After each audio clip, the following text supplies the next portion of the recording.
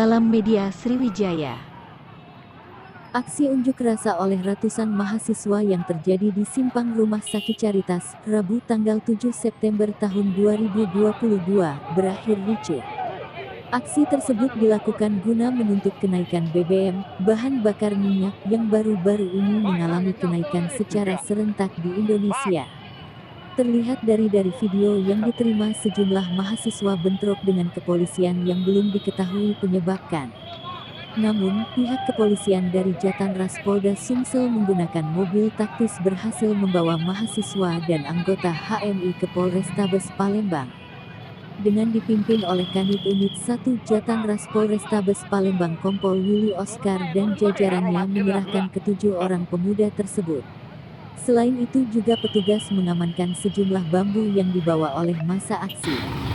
Dari keterangan petugas kepolisian, ketujuh mahasiswa yang diamankan tersebut merupakan dari Universitas PGRI, UIN Raden Fatah Palembang, dan juga dari HMI.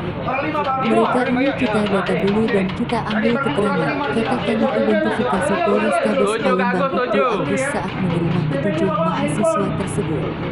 Sementara itu, saat ditanyai, tujuh dari salah satu mahasiswa tersebut enggan memberikan komentar.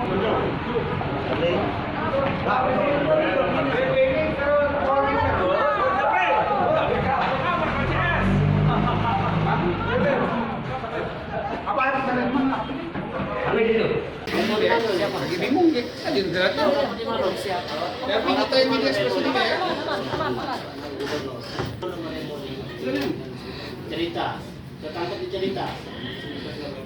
Iya, cerita kamu ketangkep. Tapi cerita ya. Siap situ deh, foto-fotonya.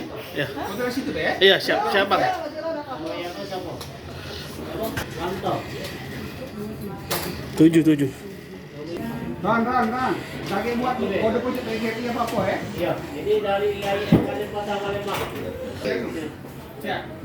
Aku seluruh ini.